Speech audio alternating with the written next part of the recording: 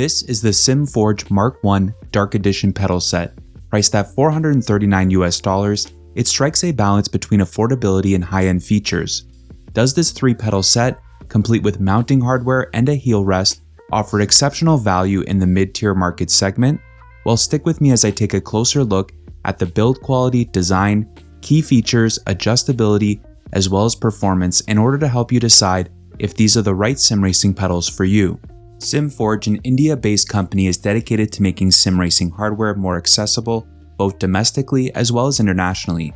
Their customer service was noteworthy, with prompt and helpful responses to any inquiries I had during my review, regardless of the time of day. Although there are a few existing reviews of these pedals already, it's important to note that Simforge is committed to ongoing improvements and refinements, so the unit that I've reviewed features more recent upgrade electronics compared to earlier models, highlighting the company's dedication to continuous product enhancement. The Simforge Mrk-1 Dark Edition pedal set at the time of making this video is priced at $439 US, but remember, that's before the extra costs like shipping, taxes, and any import duty. These extras could bump up the price around $500 to $600, so it's a good idea to check out what extra fees you might be facing depending on where you live. In the box, you'll find the heel plate, some profile for mounting the pedals, including all the hardware, and a few spare elastomers and springs. Just for comparison, if you were eyeing the Huizenveld Sprint pedals with an optional base plate, you'd be looking at almost $800 before any shipping or extra fees.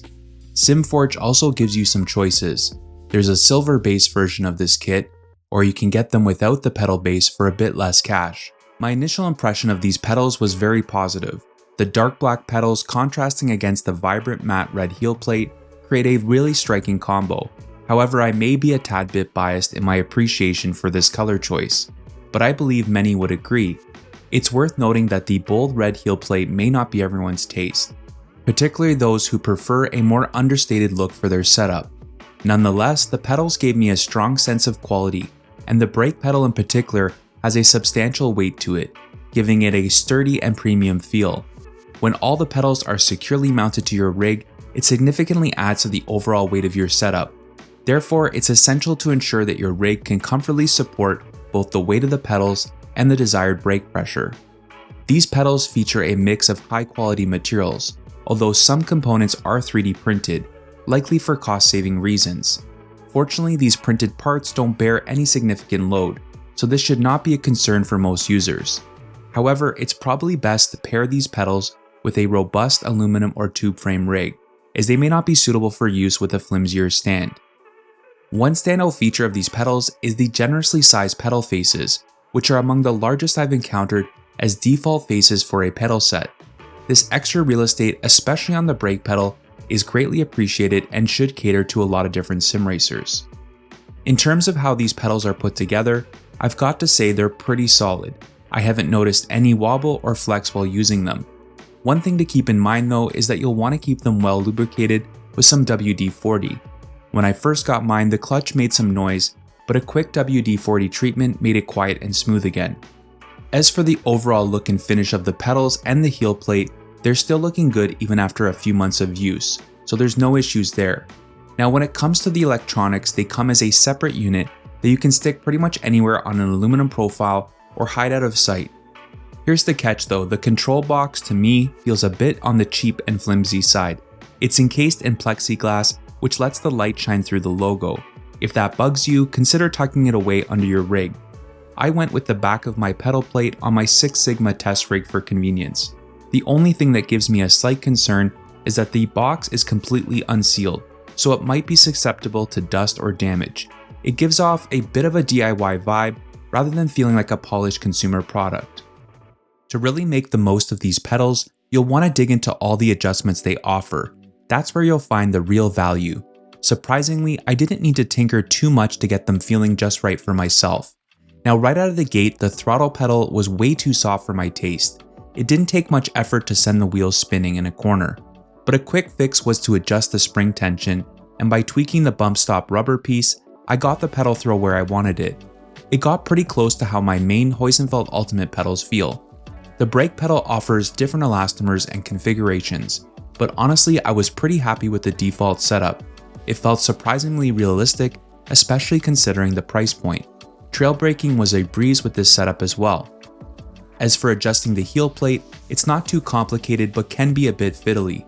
You have to tighten the bolts underneath it, and that can be a bit tricky once it's already on your rig.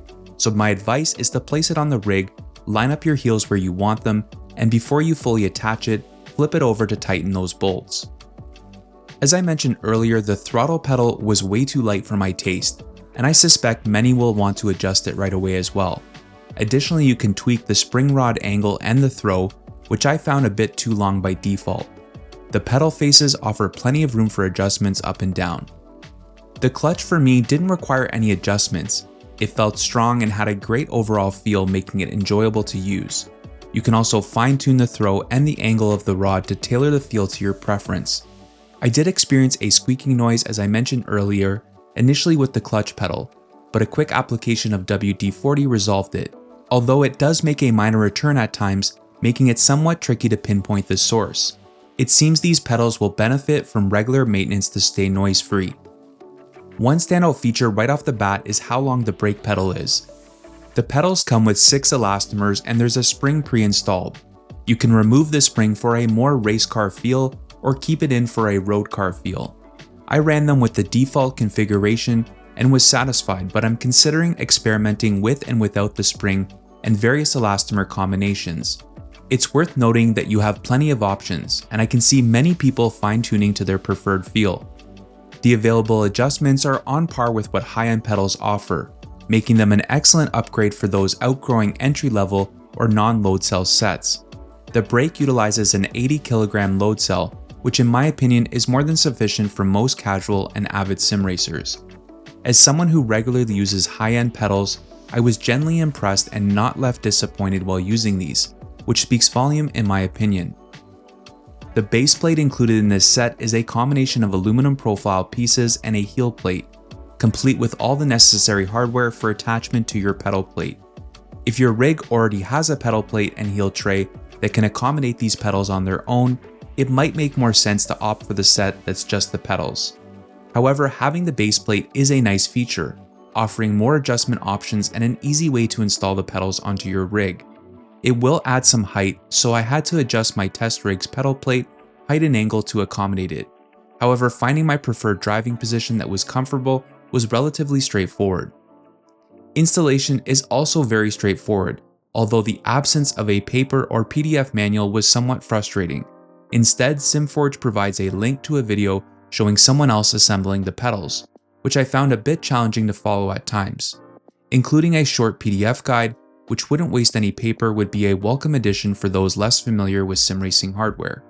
Once the pedals are mounted to your rig and pedal plate, you'll need to find a spot to mount the circuit board. For me, placing it just behind the pedals made the most sense, ensuring easy access in case of issues or connection problems. Then you simply connect each pedal to its corresponding connection and the final USB cable back to your PC. Once you've got your pedals all set up, the next thing to do is get them talking to your computer. If you don't already have the Arduino drivers, you'll need to grab those first. Then it's time to download SimPedal FX, which is Simforge's software for configuring and calibrating your pedals.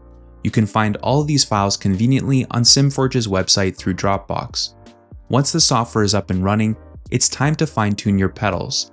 This step is essential to make sure that they don't go haywire or pick up any unwanted movements when your foot isn't on them. SimPedal FX is pretty user-friendly, so it won't take you long to figure out how to use it. Plus, it lets you save different settings so you can have presets for different games or types of vehicles. Getting behind the wheel with these pedals didn't take much time to feel comfortable and maintain consistency. Reviewing pedals can be a bit of a challenge because I'm so accustomed to my primary pedals on my main rig. Usually I need some time to reacquaint myself with a new set, but surprisingly that wasn't the case with these. Achieving consistent lap times came easily, and I found myself neither driving slower nor faster, but rather effortlessly maintaining the level of consistency that's ultimately desired from a quality set of sim racing pedals. The brake pedal in particular stood out when it came to managing trail braking through the corners. It delivered an impressive performance in this aspect.